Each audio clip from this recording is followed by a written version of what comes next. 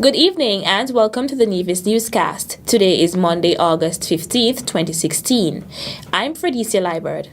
The Cane Garden Community Improvement Club continues to invest in the education of children of that area with the second edition of its textbook initiative.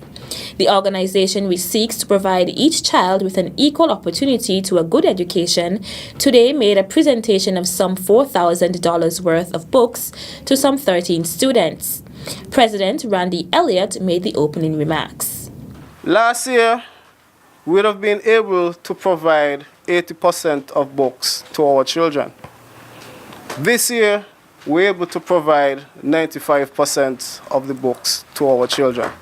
Bearing in mind, the funds raised from purchasing all these books were funds generated from fundraisers within Cane Garden and contributions from parents. This year, the club also partnered with another community organization and a local business to adopt a child who does not reside in Cane Garden.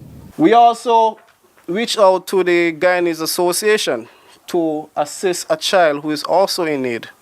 And we got a name from the Guyanese Association, and we were able to source 98% of the books for that child, compliments of Lefko and Mr. Roberto Liebert.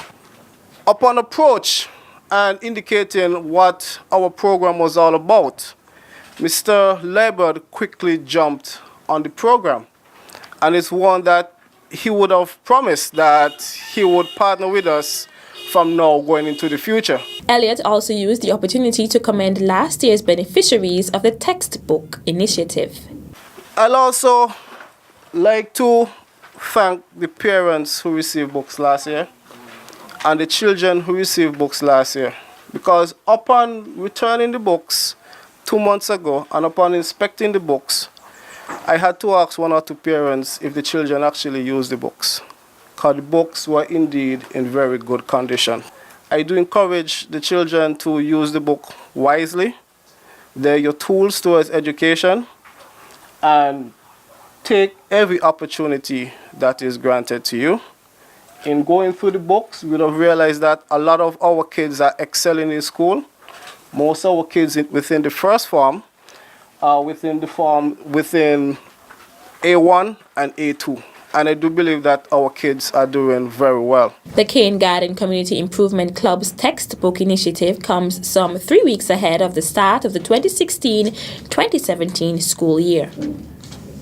New students who will begin studies next month at the University of the West Indies UWI Open Campus site here on Nevis are being invited to participate in tomorrow's orientation exercise. The session, according to Coordinator Isabel Byron, will commence at 4:15 p.m.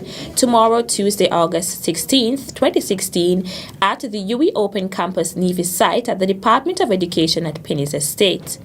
Areas to be covered in the local orientation include an overview of the University of the West Indies and the specific place of the open campus within it, program orientation, technical guidance for online learning, and financial advice. 17 students have applied to pursue studies with the open campus for the upcoming academic year, with classes starting at the beginning of September 2016. As noted by Byron, this coming academic year sees a notable increase in persons registering for studies in tourism and hospitality management, with at least 6 persons signing up for this option. The UWI Open Campus presently offers university-level education opportunities online in 17 Caribbean territories and provides an online orientation course for students, while face-to-face orientation sessions are organized by countrysides each semester. The Inland Revenue Department has taken another initiative to remind taxpayers to be responsible citizens. The Inland Revenue Department has adopted one of the newly constructed bus stops along the Island Main Road. During a brief ceremony held on Friday to reveal the bus stop, Permanent Secretary in the Ministry of Finance, Colin Dorr, delivered the feature address, noting that the location was strategically chosen. If you're going to be paying taxes, it kind of fit into the commercial area, and therefore when we went out looking for a spot, we always wanted something in and around Charlestown And we felt right at the roundabout with Value Mart on one side and the gas station, here is the ideal place because the taxpayer will be catching the bus right across from the shopping center. I wish at the outset to commend the Inland Revenue Department for the strides they have made in their tax awareness efforts, and to say that the Ministry of Finance fully support the department as they continually aspire to raise tax awareness to the general public through various events. Through all of these various campaign efforts, the department has already seen successful increases in its compliance rates among taxpayers. The adoption of the bus stop, though also noted, is in addition to a host of tax awareness initiatives which have been undertaken by the Inland Revenue Department in recent years. Each time the taxpayer drives past, let this bus stop serve as a gentle reminder of the need to meet their tax obligation on time. I wish to commend Ms. Rhonda Thompson, who worked tirelessly from the inception to ensure this project materialized. I also wish to commend the director and other members of the management team who embraced this project from the beginning and thought it was an excellent idea to get it to fruition and to get it up and properly functioning. I also wish to commend you, the members of staff as well, because as you'll see when we unveil the bus stop today, it is a total inclusive effort of everyone in terms of the design and the various logos which will be seen on the bus stop, and I hope it will go on for an indefinite period of time. The bus stop displays tax tips and deadlines for payment in an effort to help taxpayers avoid interest and penalties, as well as a few additional benefits. We wanted this bus stop to stand out apart from the others, and therefore we went the full length to discuss with the service providers to see what facilities we can offer to the taxpayer as a means of a token of our appreciation. And therefore we expect very shortly, it would not be in today, but very shortly this bus stop would be a Wi-Fi hotspot for anyone using the bus stop and waiting on their bus. And as well, it is equipped with solar panel, and therefore we'll be able to install some 110 points for charging of cell phones. Dore used the opportunity to urge the public to use the facility for the purpose for which it is intended and to ensure its proper upkeep. Still to come. But when life throws crazy things at you, remember, it's 10% what happens, 90% how you react to it. You can take any situation and turn it around. The details after this break.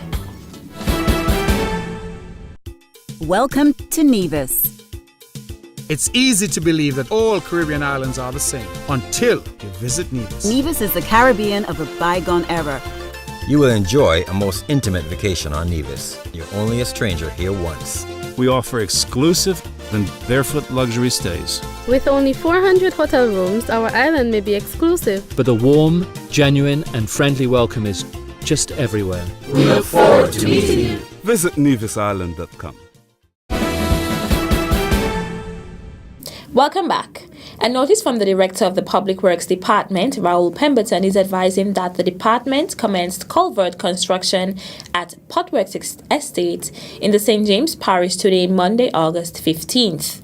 Residents are asked to note that, as a result, the access road passing Herbert's apartments and restaurant will be closed for a period of 5 weeks.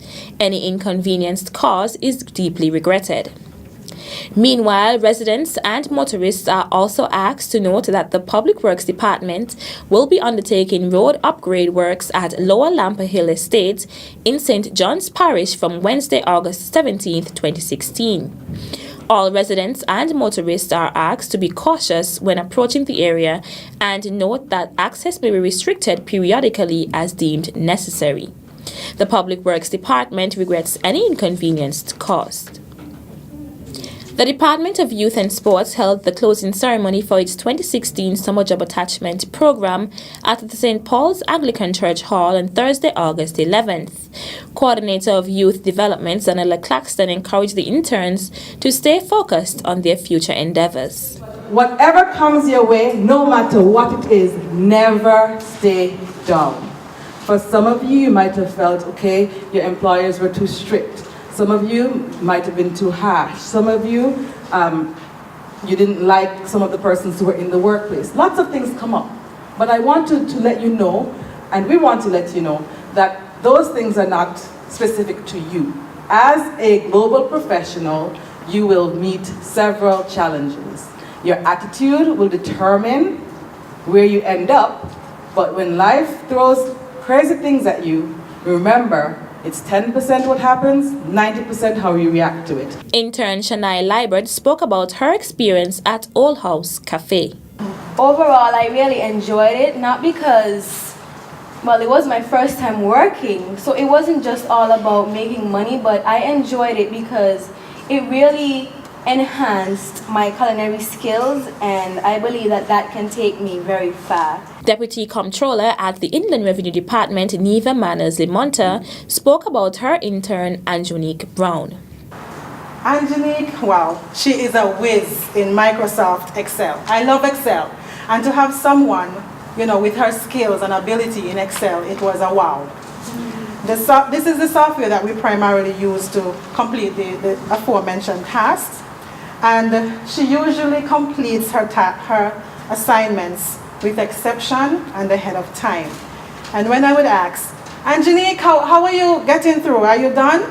Her response would come ringing back immediately. Miss Manners, I'm already done. She also did a superb job at reminding me of every meeting that I had to attend, including attending today's closing ceremony. I'll give you a little joke. She came in very early this morning and stuck the reminder on the top of my computer so I wouldn't forget. All of these characteristics, I must tell you, are true indicators of an individual with a bright and promising future.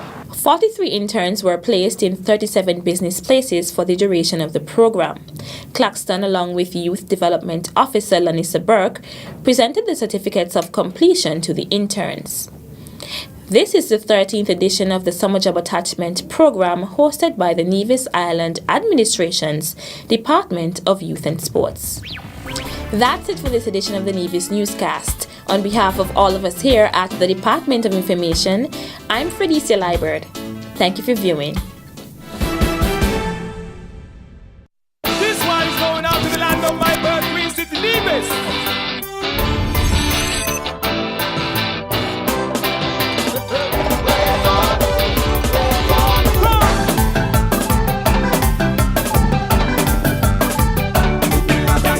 Truly, one of the few places that has an untouched beauty that has captivated the hearts of many. Nevis is everything you imagine.